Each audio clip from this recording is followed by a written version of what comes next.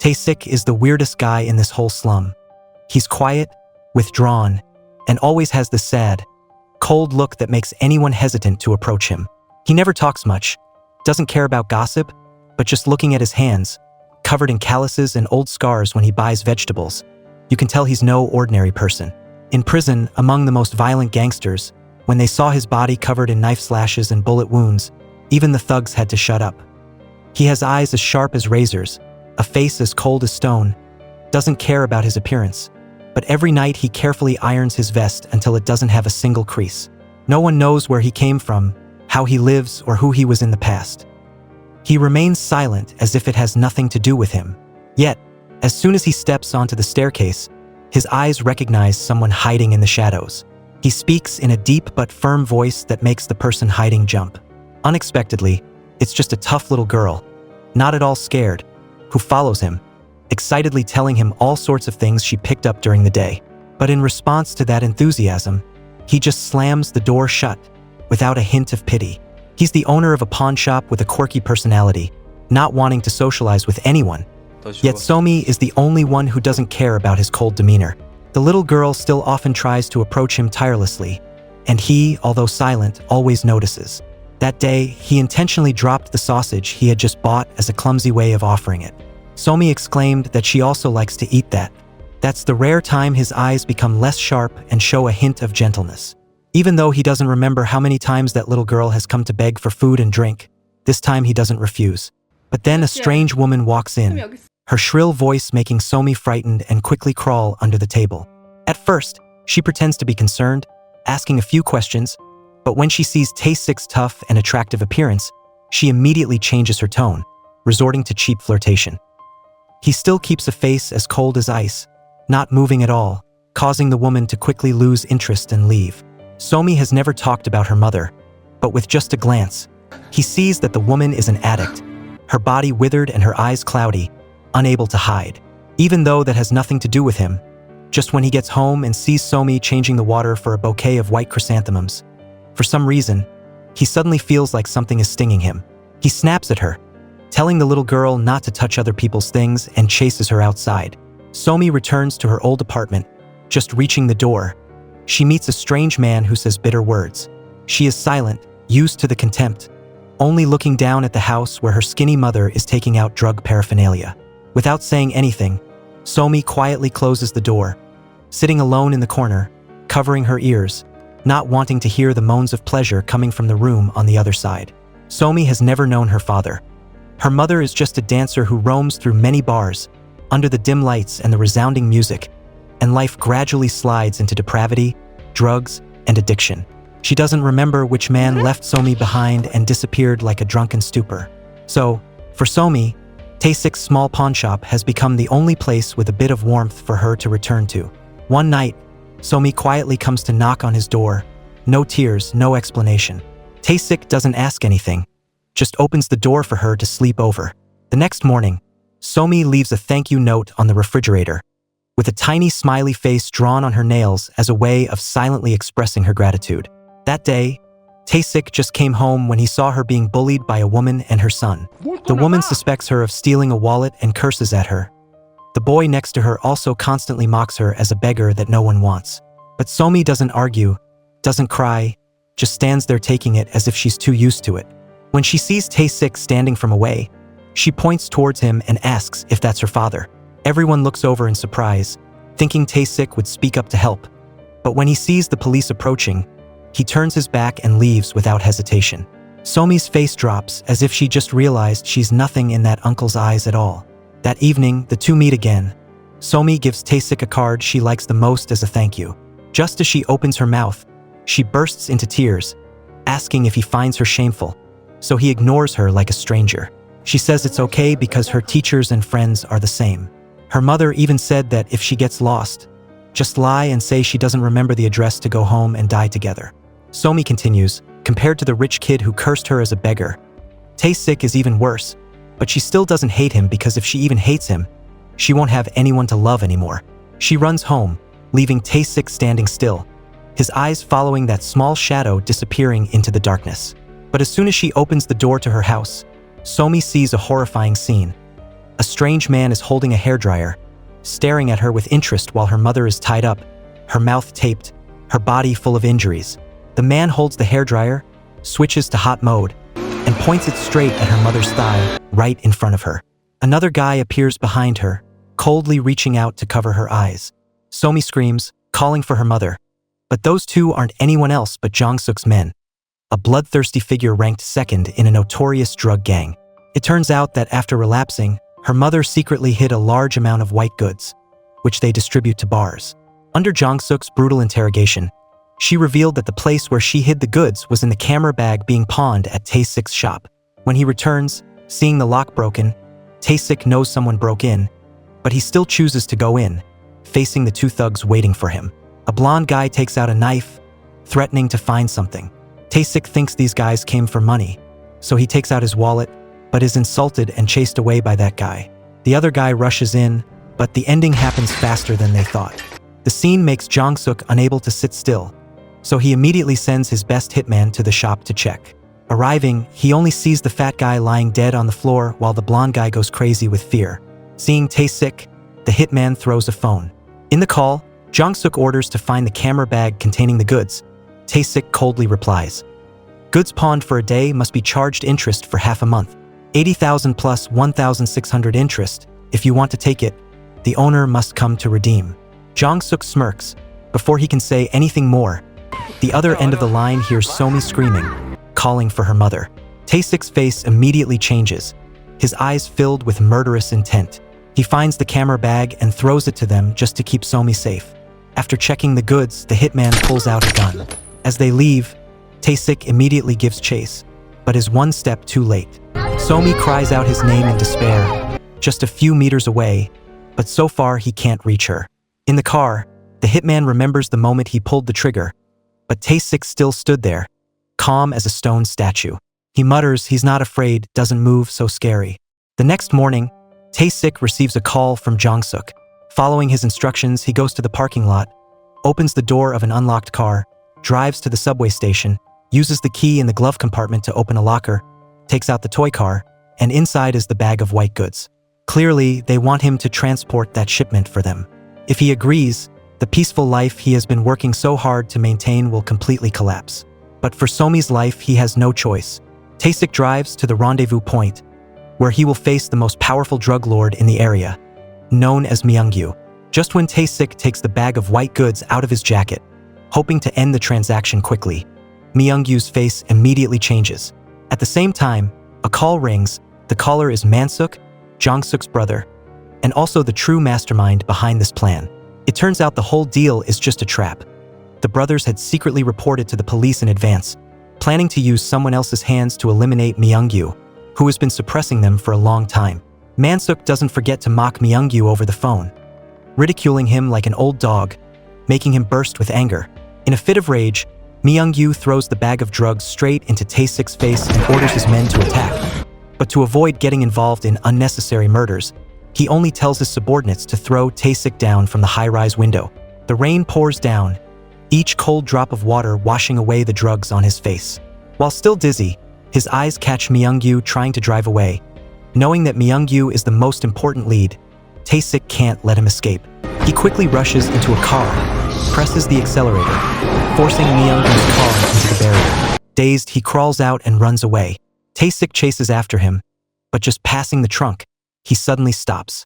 Inside is a corpse curled up, its stomach emptied, its eyeballs also missing. It's Somi's mother. Even if her face is distorted, he still recognizes it. The police arrive not long after and immediately arrest Tae-sik as the #1 suspect. He remains silent, not defending himself, not reacting. In his head, only the image of that gruesome corpse. And Somi, where is she, alive or dead, or also suffering a similar cruel fate? When his eyes glance across the table where the Dark Knight card that Somi once gave him is placed, a cold light flashes in his soulless eyes, the confusion and pain tormenting in his heart suddenly torn apart by an invisible blade. Whether Somi is alive or dead, he must find out the answer. The police chief and the investigation team arrive to search Tae-sik's pawn shop. Just turning on the lights, they are stunned by the corpse lying face down on the floor, the fat guy who was eliminated the day before. Another murder has appeared, causing the police chief to immediately call back to the station requesting strict surveillance of the suspect. But everything is too late. Within just 3 minutes, the security camera records Tae-sik single-handedly knocking out more than 10 policemen, then escaping from the jail. Each attack is clean, decisive, and accurate to the point of being chilling, as if he is strolling in a deserted place. A curious policeman accesses his background information, but the internal system reports insufficient access rights. The code that appears is 011, belonging to the Military Intelligence Agency, unrelated to politics, and not on the ordinary criminal list. For the first time, they encounter someone like that, both mysterious and terrifying. Leaving the jail, Tae-sik finds the largest used phone dealer in the area, throwing the phone that Jong-suk once gave him. The smuggler initially wants to play tricks, but when Tae-sik mentions the business card of the Suk brothers, he softens. He points out a familiar place where the Suk brothers often frequent. Following this lead, Tae-sik arrives at a large entertainment club just as the elevator door is about to close, and a hand from the outside unexpectedly places itself on the door to prevent it from closing. When the two's eyes meet, the person who just came is Man-suk. Although the two face each other in the elevator, because they have never met, no one recognizes the other. Man-suk asks why he is sweating so much, and Tae-sik only responds briefly that it's okay. At the same time, a person inside becomes an inside man secretly calling the police, reporting the location of the restroom to Tae-sik. Before the blonde guy can suspect anything, a shout rings out from the outside. Someone is chasing, shouting loudly, "He is here! Boss, he is here!" Turning his head, the face that he once thought he would never meet again appears. Tae-sik approaches. The blonde guy quickly takes out a knife, but is immediately countered, and the knife is pinned back into his shoulder. Tae-sik only asks once, "Where is Somi?" before he can force him to lead the way. The hitman from afar hears the commotion and immediately appears, pulling out a gun and shooting. In the chaotic barrage of bullets, the blonde guy is hit by a bullet and dies on the spot. Tae-sik dodges into the restroom to avoid casualties. The hitman coldly shoots into each karaoke room, and a door opens, but it's just an unrelated drunken girl. In that small space, two people who once survived hell rush at each other like beasts, the other with cold assassination skills leaving no loopholes, but Tae-sik still overwhelms when cornered.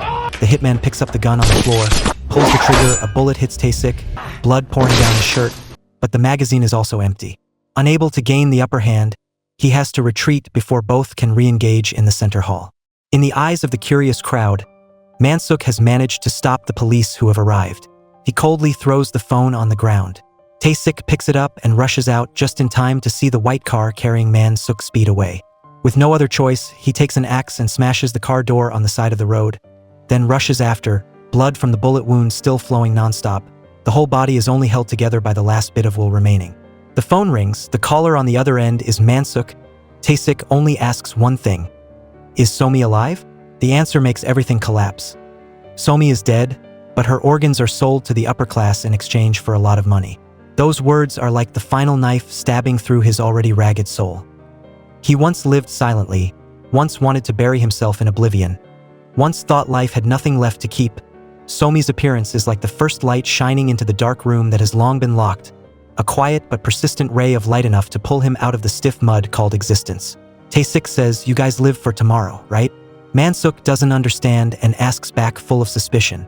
Tae-sik replies, "People who live for tomorrow will die at the hands of someone who only cares about today." Man-suk angrily shouts, asking, "What the hell are you talking about?" Tae-sik only gently closes his eyes, then says, "Today I live only to send you guys to hell." Hanging up, he tries to stay awake to find the only friend he still trusts. Without asking, without explanation, that person immediately leans down to check the wound, then starts to treat it. Both are comrades who have gone through life and death, understanding each other better than anyone. While being bandaged in the simple room, with no anesthetic, no nurse assistance, the pain tearing at the flesh makes his mind fade. Memories of the past also appear along with it. Once the most elite warrior of the National Intelligence Force, 1998 to 2006, he specialized in carrying out the darkest missions, from sabotage in the rear, assassination, bombing, kidnapping, to training special agents, possessing the most prestigious medal that the nation can bestow. But in 2006, a car accident took everything. His pregnant wife died on the spot. He was seriously injured to the point of almost losing his life, and his profile from then on also closed permanently. He never thought there would be a day he could live like a normal person, even less dare to dream of a family. But that day came. His pregnant wife, both hugging each other, crying like children looking forward to the baby's arrival. Then, on a peaceful afternoon when he had just chosen a gift for his child, the out-of-control truck crushed the entire dream. But he knows that it's not an accident but revenge. Over the years, he has made enemies with too many people. From then on, he withdrew from the world, living like a shadow each day, only to exist in the small pawn shop. And then Somi appeared, not knocking, not asking permission, just like that, stepping into his world carrying a small ray of sunshine. Perhaps because of the same circumstances or because he sees in her the image of the child who was never born, she makes his heart, which he thought had rotted, gradually throb again. Now there is nothing left to keep, no one left to lose, only one thing that still makes him continue to breathe. He asks his friend to help him find a semi-automatic, doesn't need anything much, just one. Because from now on, blood is the only thing that can bring back justice for Somi. Just then the phone rings. The caller is the police chief who has just grasped his real identity. He reports an important news. Somi is still alive and is being held at a place called the Ant Cave, a place specializing in detaining children who have been lured or sold by their own parents. Because children's organs are difficult to consume like adults, the Suk brothers have turned these children into tools for transporting and processing drugs. The police want Tae-sik to cooperate, but he doesn't respond, because in his head, there is only one thing left. With his own hands, he will make those two pay the price. Being a top special agent, his tracking and infiltration abilities are almost unparalleled. Following the toy car and the chain of clues, he quickly finds the underground lair, an old warehouse disguising itself as a production place. Inside, dozens of children under 10 years old are working in toxic chemical fumes, moans ringing out between the acid-smelling space, some faint from exhaustion, some trembling with fear, but they are still scolded like ignorant people. In another room, surgical instruments are smeared with blood, human corpses with empty eye sockets, and organs are lying silently in the refrigerator. One of them is Myungyu, now the final commodity of the Suk brothers. Another child also lies motionless, the small face carved empty, the despair of the children here ultimately only exchanging for a fate of being squeezed out to the very end. The sound of gunfire rings out. Jong-suk and his henchmen immediately pour out like a swarm of bees breaking their hive. But everything is too late. Tae-sik appears like a nightmare, throwing Jong-suk into the middle of the room filled with chemical fumes stepping over his body, his eyes colder than quenched steel. At the other end, Man-suk is transporting goods at the port when he receives a call. Tae-sik requests to hand over Somi. Hearing his brother scream miserably over the phone, Man-suk begins to be afraid. He grinds his teeth, threatening to make Somi die more painfully if anything happens to his brother. Angry, he orders to gouge out Somi's eyes. As for Tae-sik, Jong-suk has long been no longer considered a human being by him. He has a drug lead connected to the oil lamp, then cuts the gas line. Before leaving, he slits the drug bag so that each drop of powder flows on the floor, absorbing through each step. The oil lamp gradually tilts the flickering light as if sending off Jong-suk's soul. He screams, begging, crying madly, but all is in vain. The explosion burns down the entire lair, fire rising high into the sky like a sacrificial ritual. Tae-sik gives the phone to the boy standing next to him, telling him to go find his mother. His eyes at this time have no trace of hesitation left. Somi is taken into the ambulance, and the hitman plans to gouge out the little girl's eyes with his own hands. Somi still doesn't know anything, still hopes to meet her mother again, her clear eyes towards the hitman asking that uncle must have promised to take her to see her mother. That uncle is lying. Isn't he? Her mother isn't dead. Right, she is still alive, isn't she? The hitman looks at her, and in his eyes suddenly flashes something very different, an unnamed emotion that cannot be denied. Right at that moment, Tae-sik single-handedly invades the main base of the Suk brothers. None of the thugs think he could be that crazy. Man-suk shouts, asking what that little girl is to you that you chase to hear. Tae-sik only responds, is a neighbor. Man-suk curses, calling him crazy, then throws a glass jar on the ground. In the jar are 2 human eyeballs, he says, belonging to Somi. The sound of breaking crashes into his heart like a slash tearing at his guts. That little girl once quietly drew a smile on her nails and timidly stepped into his world, warming his desolate heart, now only leaving 2 empty sockets like this. He picks up the glass jar, his hand shaking as if no strength is left. From afar, Man-suk is still asking where his brother is, but no one answers, because at this time in a space begins to rise a murderous aura cold to the point of being numb. Tae-sik asks, how many cavities do you have? Man-suk is itchy. Tae-sik says, Doing the pawnbroking business, so I keep the gold teeth, the other teeth I will smash all of them. As soon as the words end, he draws his gun, shooting as fast as lightning, and each thug falls in an instant, blood spurting everywhere. The hitman is hit by a bullet, immediately pulls out his gun, hiding behind a stone statue. The two face each other, two top assassins, two monsters without light in their hearts. Each has their reason to fight, but only one will survive. Out of bullets, Tae-sik rushes up, his hands holding double-edged knives, each cut deep into flesh, into bone, into the sins of all those here. The Great Hall only has two people standing at the end. Tae-sik's whole body is full of injuries, his breath heavy as if he's about to faint. He fumbles towards the corner of the wall where the glass jar has rolled to.